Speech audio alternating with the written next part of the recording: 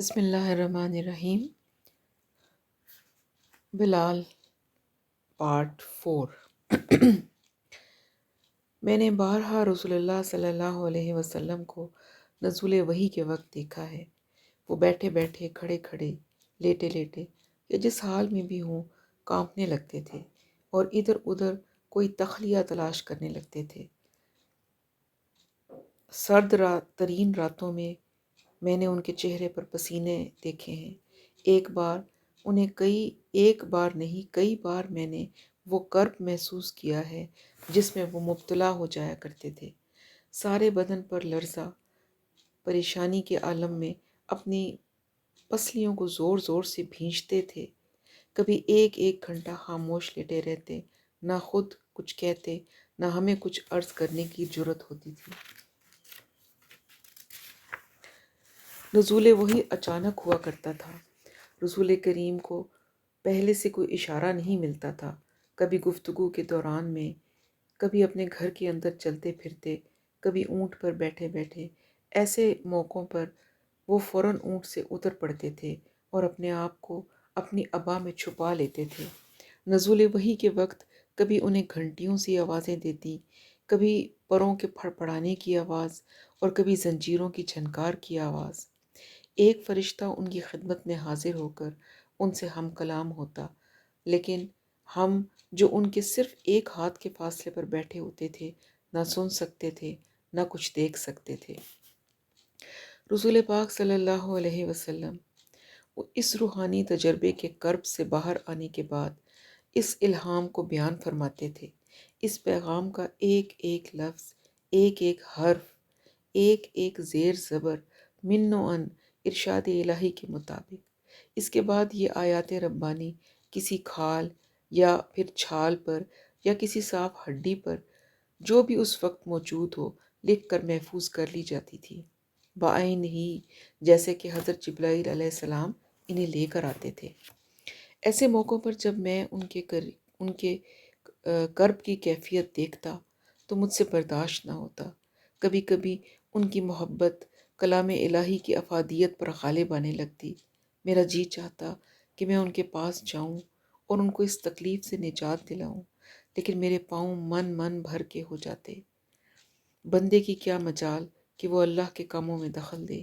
ایک بار انہوں نے ہمیں بتایا کہ نزول وحی کے وقت ہر بار انہیں ایسا محسوس ہوتا ہے جیسے کوئی طاقت ان کی روح کو ان سے نوچ کر لے جا رہی ہے۔ وحی کے بعد وحی نازل ہوتی رہتی یہاں تک کہ ہمارا دین مکمل ہو گیا۔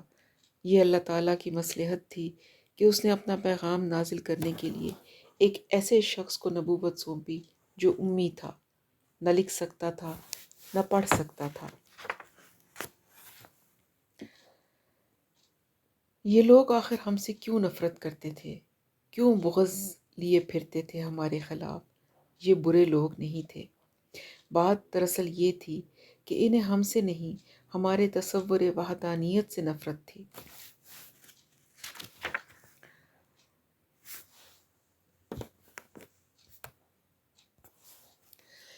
ہم سے نفرت کی خاص وجہ یہی تھی کہ وحدہ لا شریک کا تصور ان کی عقل میں نہیں آتا تھا۔ مجھے یاد ہے ایک دفعہ جب رسالت مآب صلی اللہ علیہ وسلم جسموں کو دوبارہ اٹھائے جانے کی بات کر رہے تھے تو یہ لوگ کتنا تنگ ہو رہے تھے۔ ابو لہب بھی موجود تھا۔ وہ نہایت تضحیک آمیز لہجے میں محمد صلی اللہ علیہ وسلم کی باتوں کا مذاق اڑا رہا تھا۔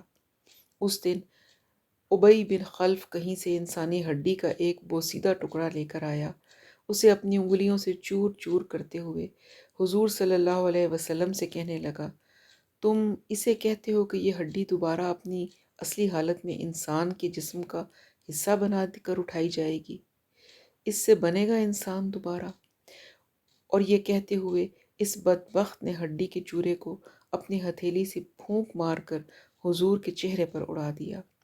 رسول کریم نے نہایت تحمل سے اپنا چہرہ صاف کیا اور ابن خلف سے مخاطب ہوئے، جس نے ایک دفعہ انسان کو تخلیق کیا ہے وہی اسے دوبارہ بنائے گا۔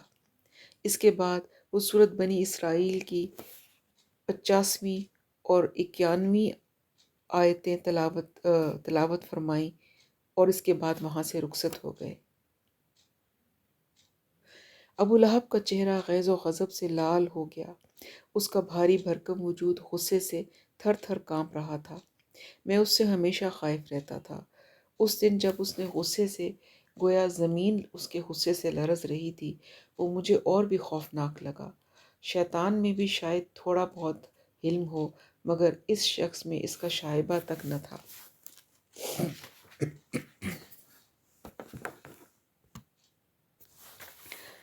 ابو سفیان، ابو لہب، امیہ، عتبہ اور تمام مشرکین مکہ کا سرغنہ ابو جہل معمولی لوگ نہیں تھے۔ یہ سب نہایت سیانے اور سنجیدہ لوگ تھے۔ انہیں ابتدا ہی سے اندازہ ہو گیا تھا کہ اسلام کوئی عارضی تحریک نہیں ہے بلکہ ایک انقلاب ہے۔ محمد صلی اللہ علیہ وسلم صرف اللہ ہی کا ایک نیا تصور لے کر نہیں آئے، بلکہ وہ انسان کا بھی ایک نیا تصور پیش کر رہے ہیں۔ ابو جہل نے کوشش کی، ابو سفیان اور ابو لہب نے بہت سر مارا کہ محمد صلی اللہ علیہ وسلم راہ راست پر آ جائیں۔ راہ راست سے ان کی مراد یہ تھی کہ وہ مشرکین کے نقطۂ نظر کو تسلیم کر لیں اور اپنے دین کی اشاعت سے باز آ جائیں۔ انہوں نے انہیں رشوت، منصب، اختیار، یہاں تک کہ کعبے کی آمدنی کا حصہ تک پیش کیا۔ وہ بے وقوف شاید یہ سمجھے تھے کہ رسالت زمین سے نکلنے والی دھاتوں کے عوض خریدی جا سکتی ہے۔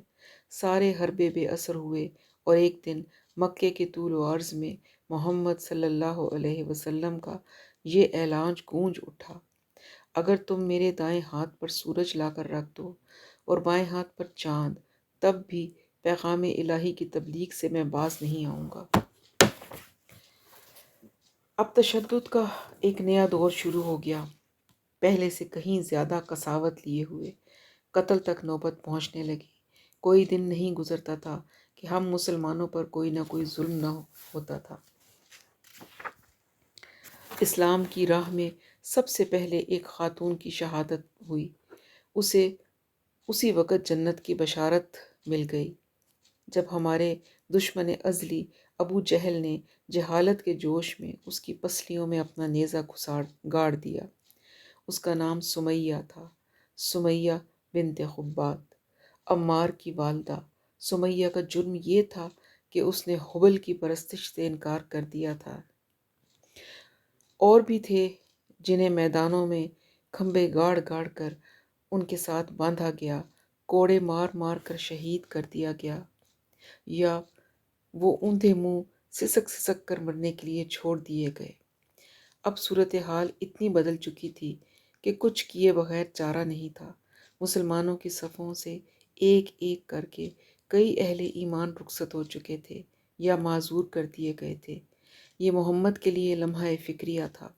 چنانچہ انہوں نے ایک بہت بڑا فیصلہ کیا۔ فیصلہ یہ تھا کہ جو لوگ کمزور ہیں اور جنہیں مکے میں کسی کی پشت پناہی حاصل نہیں، وہ ہجرت کر جائیں۔ صرف وہ رہ جائیں جنہیں خون خرابے کے ڈر سے کوئی ہاتھ لگانے کی جرت نہیں کر سکتا۔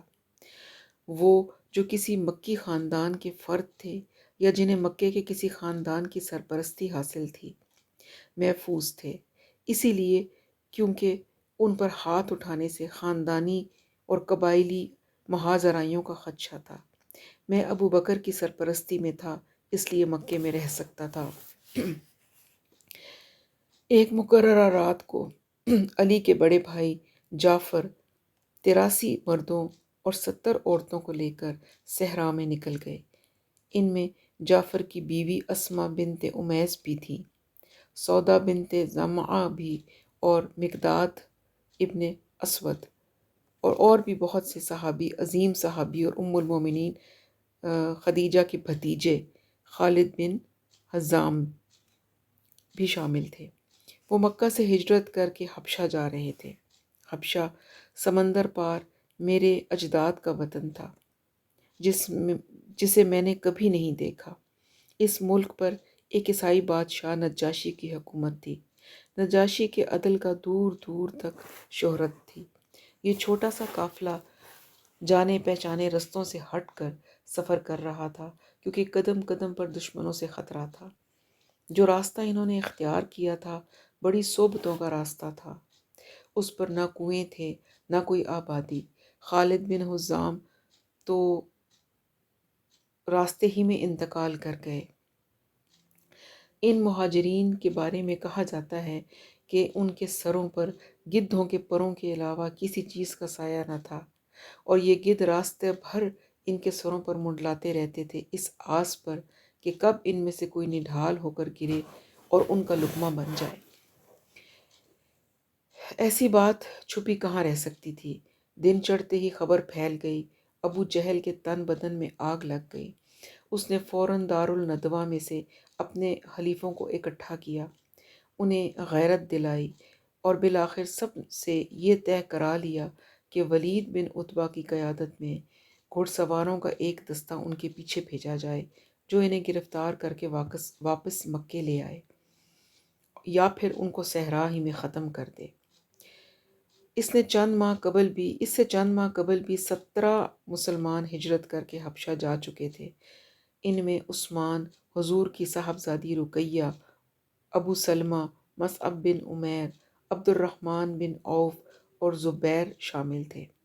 اس مرتبہ قریش نے اس مسئلے پر زیادہ توجہ نہیں دی تھی، اسے ایک طرح سے اپنی کامیابی تصور کیا تھا۔ اب پورے 100 مسلمانوں کا ایک بار پھر ان کے چنگل سے نکل جانا، یہ ان سے برداشت نہیں ہو رہا تھا۔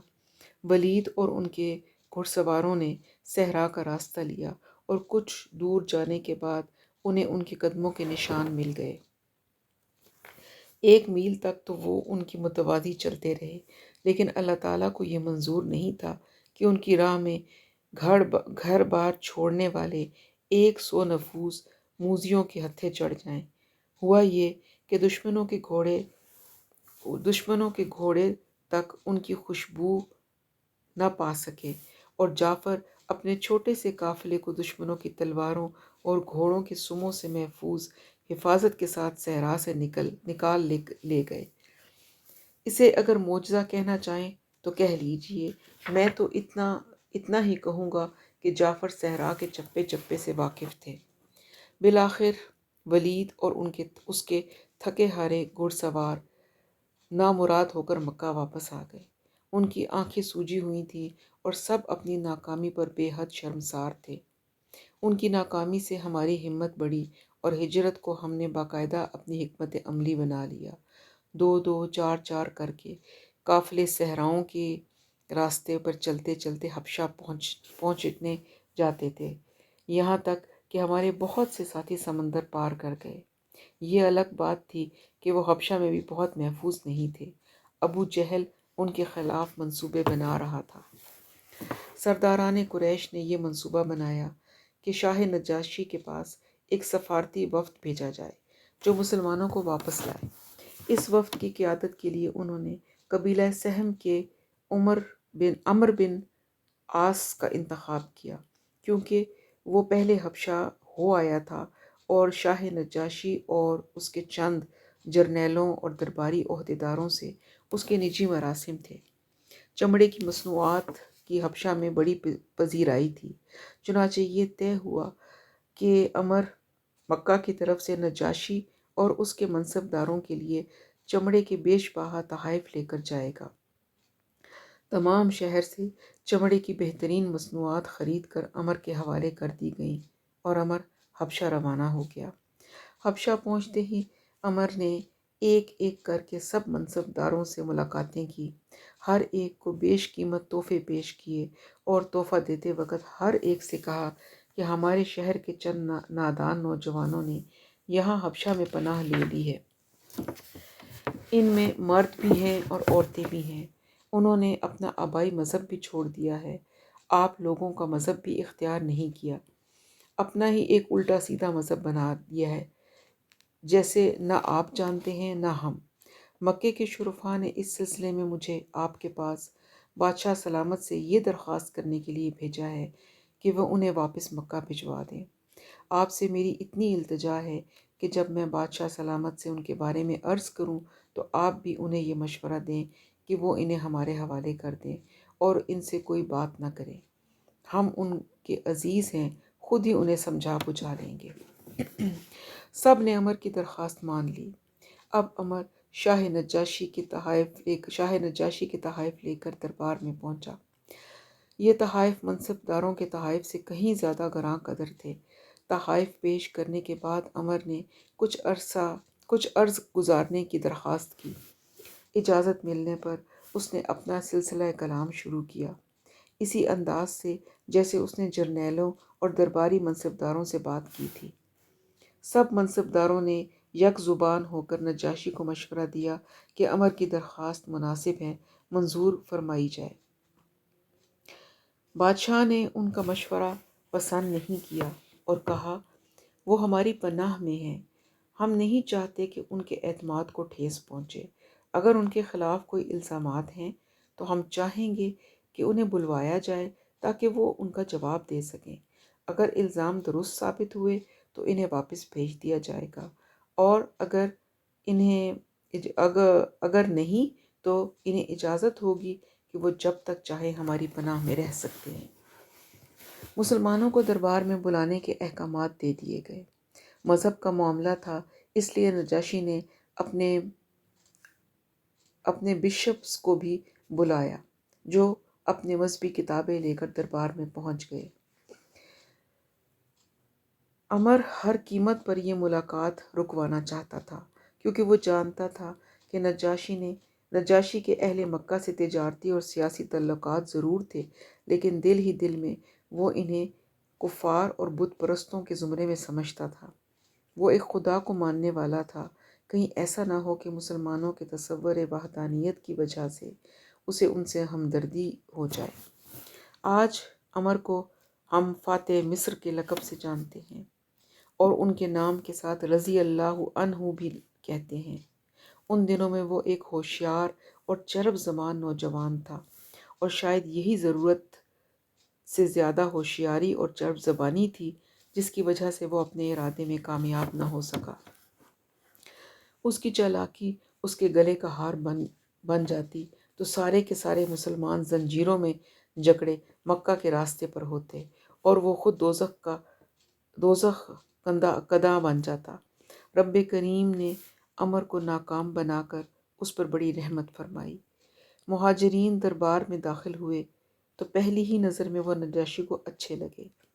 ان کے لباس کی سادگی، آداب کی شائستگی، چہروں پر نور، بردباری دیکھ کر پاکیزگی اور تقدس کا احساس ہوتا تھا۔ ان کے مقابلے میں عمر کا انداز نجاشی کو کرخت، غیر مہذب اور چھچھوڑا معلوم ہوا۔ عمر نے اپنے دلائل شروع کیے۔ اس کا بیان ختم ہوا تو نجاشی نے مسلمانوں سے سوال کیا کہ اس تقریر کے بعد کیوں نہ انہیں واپس مکے بھجوا دیا جائے۔ جعفر کی اس وقت وہ حالت تھی جو دانیال علیہ السلام کی تھی جب انہیں شیروں کے پنجرے میں ڈال دیا گیا تھا۔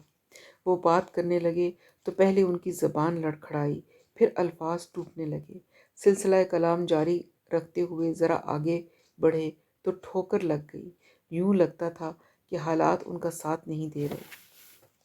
ادھر عمر تھا کہ ہر بات کی تردید کر رہا تھا، دلائل پر دلائل دیے جا رہا تھا۔ غصے سے اس کا چہرہ سرخ ہو رہا تھا۔ اس پر جعفر کو بھگوڑا اور غدار کہا جا رہا تھا۔ ان پر الزام لگایا جا رہا تھا کہ انہوں نے نعوذ باللہ ایک جھوٹے نبی کا بہانہ تراش کے مکے کے سماجی نظام کو درہم برہم کر دیا ہے، اور تان یہاں توڑی کہ یہ مسلمان جس مذہب کی پیروی کرتے ہیں وہ شروع سے آخر تک لا یعنی اور نامعقول مذہب ہے۔ ہوشیاری اور حماقت دونوں اللہ کی طرف سے ہوتی ہے، اور کبھی کبھی یہ دونوں باتیں ایک ہی انسان میں بھی مل جاتی ہیں۔ عمر کے ساتھ بھی یہی ہوا۔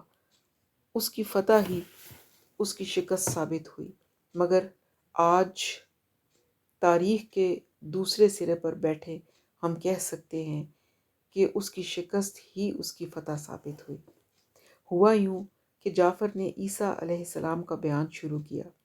بالکل اس انداز سے جیسے ہم مسلمانوں کی تعلیم ہے۔ انہوں نے کہا کہ عیسیٰ علیہ السلام نبیوں کے سلسلے کی ایک نبی تھے جو خاتم النبیین حضرت محمد مصطفیٰ صلی اللہ علیہ وسلم سے پہلے تشریف لائے تھے۔ ان کے پیروکار ان سے بے حد محبت کرتے تھے، اتنی محبت کہ انہوں نے غلطی سے انہیں اپنا معبود بنا لیا اور ان کی عبادت کرنے لگے۔ حبشہ میں بھی عیسیٰ علیہ السلام کے لیے دلوں میں اتنی محبت تھی کہ ان کا نام آتے ہی نجاشی کی آنکھوں میں آنسو تیرنے لگے۔ عمر نے بھی یہ آنسو دیکھے لیکن ان کو محض آنکھوں کی چمک سے تعبیر کیا۔ جعفر نے مجھے بتایا کہ ان کا بیان سنتے ہی عمر نے اپنی ابا کو ایک جھٹکے سے درست کیا اور اس طرح قدم گاڑ کر کھڑا ہو گیا جیسے کوئی لکڑ ہارا کلہاڑی کے وار سے پہلے پینترا جماتا ہے۔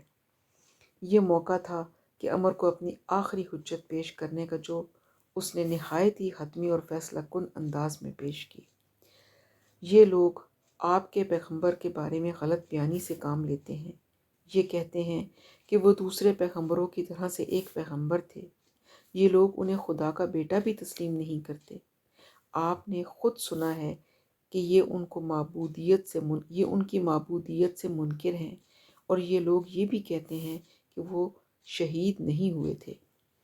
کتنی مہارت رکھتا تھا بتوں کا یہ پجاری، کتنا عبور تھا اس سے دونوں مذہب کے عقائد پر، اور کتنی چابک دستی سے اس نے عیسیٰ علیہ السلام کے بارے میں اختلافات اور تضادات کو سامنے لا کر کھڑا کر دیا تھا اور فائدہ اٹھانے کی کوشش کی۔ بادشاہ نے جعفر کی طرف دیکھا اور کہا، بتاؤ حضرت عیسیٰ کی پیدائش کے بارے میں تمہارا کیا عقیدہ ہے؟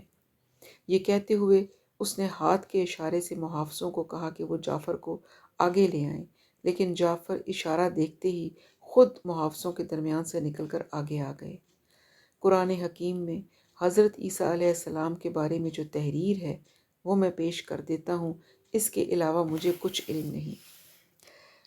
میں نے اور لوگوں سے بھی سنا ہے کہ اس روز جعفر کی آواز بڑی اثر انگیز تھی۔ انہوں نے سورۃ مریم کی آیات کی تلاوت کی تو محفل پر سحر چھا گیا۔ دربار کا ہر فرد حیرت زدہ مبہوت تھا، جعفر کے منہ سے نکلے ہوئے ایک ایک لفظ کو غور سے سن رہا تھا۔ عیسائی علماء کی آنکھوں میں بھی آنسو تھے۔ انہوں نے ہر لفظ کو اس کے معنی اور سیاق و سباق کے لحاظ سے اس حسن اور اعتماد سے ادا کیا کہ واقعی محسوس ہونے لگا یہ اللہ رب العزت کے الفاظ ہیں، وہ جو وحدہ لا شریک ہے۔ اور وہ الفاظ کیا تھے؟ اور کتاب میں مریم کا بھی ذکر کرو، جب وہ اپنے خاندان سے الگ ہو کر ایک مشرقی مکان میں چلی گئیں اور اپنے لوگوں سے پردہ کر لیا، تو ہم نے ان کے پاس انسان کی شکل میں ایک فرشتہ بھیجا۔ جب مریم نے اسے دیکھا تو بولی، اگر تو خدا ترس ہے تو میں تجھ سے اللہ کی پناہ مانگتی ہوں۔ فرشتے نے کہا، میں اللہ کی طرف سے بھیجا گیا ہوں، تمہیں ایک پاکیزہ بیٹا دوں۔ مریم نے کہا، میرے یہاں بیٹا کیسے ہو سکتا ہے؟ مجھے تو آج تک کسی انسان نے چھوا بھی نہیں اور میں بدکار بھی نہیں ہوں۔ فرشتے نے کہا، یوں ہی ہوگا، یہ اللہ تعالیٰ کا فرمان ہے، اس کے لیے سب کچھ آسان ہے،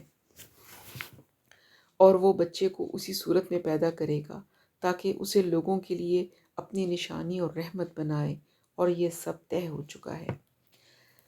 ہر آنکھ سے آنسو رواں تھے، خاموشی ایسی کہ دلوں کی دھڑکنیں سنائی دے رہی تھیں۔ جب ان آیات کا ترجمہ سنایا گیا تو سب پر دوبارہ رقت طاری ہو گئی۔ نجاشی اپنے تخت سے اٹھا اور اس نے جعفر کو گلے لگا لیا۔ بادشاہ وقت کے بازو ان کے گرد حائل ہوئے اور امر تھا کہ انہیں زنجیریں پہنانے کے خواب دیکھ رہا تھا۔ ہم سونے کے پہاڑ کے عوض بھی تمہیں اہل مکہ کے حوالے نہیں کریں گے۔ یہ کہہ کر نجاشی نے اپنی چھڑی کی نوک سے فرش پر ایک لکیر کھینچی اور اس کی طرف اشارہ کرتے ہوئے بولا، قرآن اور انجیل کا فرق اتنا ہی باریک ہے، آپ لوگ جب تک چاہیں یہاں رہیں، یہ کہہ کر بادشاہ نے عمر کے تحائف اسے واپس کر دیے۔ عمر آخر عمر تھا۔ اتنا کچھ ہونے کے بعد بھی اس نے ہار نہیں مانی۔ ٹھٹائی کے ساتھ بادشاہ کی طرف مسکرا کر دیکھتا رہا، گویا یہ سب کچھ محض ایک کھیل تھا، ایک جوا تھا جس میں اس کا پانسا ذرا غلط ہو گیا تھا۔ یہ تھا نجاشی، یہ تھا حبشہ، شیروں کا مسکن، شہد کا منبع اور انصاف کا گھر، میرے اجداد کا وطن۔ لیکن مکہ قافلوں اور تاجروں کا شہر تھا۔ یہاں کے ترازوؤں میں انصاف نہیں، ریشم، مثالیں اور خوشبوئیں تلتی تھیں۔ آیات الہی ان کے پاس تھیں، ان کے پاس بھی موجود تھیں، لیکن ان کے ذہنوں نے انہیں قبول نہیں کیا۔ ان کے کان انہیں سنتے نہیں تھے، مگر ان کے دلوں پر بھی تالے پڑ چکے تھے۔ اب اذیتوں کا ایک نیا دور شروع ہوا جو کوڑوں سے کہیں زیادہ اذیت ناک تھا۔ یہ ایک اجتماعی سزا تھی۔ محمد صلی اللہ علیہ وسلم کے سارے خاندان یعنی بنو ہاشم کے سب افراد کو شہری زندگی سے خارج کر دیا گیا۔ یہ محض ایک معاشرتی مقاطعہ نہیں تھا، اللہ کی زمین پر ایذا رسانی کی ایک انتہائی ہولناک صورت، انسان پر انسان کے ظلم کی ایک بدترین مثال تھی۔ بنو ہاشم سے ہر قسم کا لین دین، شادی بیاہ کی ممنوع کر دیا گیا۔ کوئی ان کو مہمان نہیں ٹھہرا سکتا تھا، کسی صورت میں ان کی مدد نہیں کر سکتا تھا، نہ روپے پیسے کی صورت میں، نہ جنس اجناس کی صورت میں۔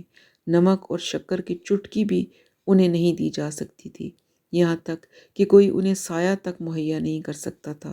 غرض یہ کہ انہیں ذات، قبیلہ، برادری، تجارت، دوستی، مروت، رواداری، ہر تعلق سے خارج کر کے بے یار و مددگار سپرد صحرا کر دیا گیا۔ انہیں صرف اتنی رسد لے جانے کی اجازت تھی جو وہ اپنی پیٹھ پر لاد کر لے جا سکتے تھے۔ اس فیصلے کا اطلاق بنو ہاشم کے ہر فرد پر ہوتا تھا۔ اس کے لیے محمد صلی اللہ علیہ وسلم کے پیغام پر اعتقاد رکھنا، ان کی باتیں سننا یا سنانا، ان کو پسند کرنا یا نہ کرنا ضروری نہیں تھا۔ حضور کے ساتھ سب کو سزا دی گئی تھی، اور سزا کے لیے اتنا ہی جرم کافی تھا کہ وہ ان کے اہل خاندان تھے۔ مقاطعے کے اعلان کے فوراً بعد جب محمد صلی اللہ علیہ وسلم اور خدیجہ بنو اسد کا خاندانی مکان چھوڑ کر بنو ہاشم کے محلے میں اٹھ آئے تو ابو لہب کو ان کی ہمسائیگی اس درجہ ناگوار گزری کہ اس نے اپنی بیوی ام جمیل سمیت مکے کے کسی اور محلے میں رہائش اختیار کر لی، جہاں ان سے پہلے ہی ایک گھر خرید رکھا تھا اس نے۔ مقاطعے کے ختم ہونے کی شرط یہ تھی کہ یا بنو ہاشم خود محمد صلی اللہ علیہ وسلم کا مقاطعہ کریں یا محمد صلی اللہ علیہ وسلم رسالت کے دعوے سے باز آ جائے۔ مشرکین کی سوچ یہ تھی کہ اسلام کو صحرا کے حوالے کر دیا جائے، جہاں وہ اپنی تمام جزیات سمیت سورج کی ہولناک تپش میں جل بھن کر اپنی موت خود مر جائے۔ اس حکمت عملی کی ایجاد کا سہرا ابو جہل جیسے سازشی دشمن کے علاوہ کس کے سر رکھا جا سکتا ہے؟ اسی نے یہ منصوبہ بنایا، اسی نے قریش کے سرداروں کا اجتماع کیا، اور اسی نے اس کے حق میں دلائل دے کر سب کو قائل کیا، اور آخرکار 40 سرداروں کے دستخط سے یہ معاہدہ طے پا گیا۔ سب سردار اس کے حق میں نہیں تھے، مگر ابو جہل کے جوش و خروش کے آگے سب نے اپنے اپنے اعتراض واپس لے لیے، سوائے بنو مطلب کے، جن کو بنو ہاشم کے ساتھ ہی شامل سزا کر دیا گیا۔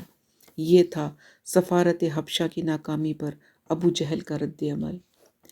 اس 2 سال سے زیادہ کے عرصے میں ہم پر جو گزری وہ ہم جانتے ہیں یا ہمارا اللہ۔ ہم نے بھوک اور صحرا کی پیاس برداشت کی، خاردار جھاڑیوں کے پیچھے عارضی پناہ گاہوں میں وقت گزارا۔ دن کی تپش سے بچے ہلاک ہوئے تو رات کی سردی میں کئی ضعیفوں کی جان چلی گئی۔ قدم قدم پر مشکلات کا سامنا تھا۔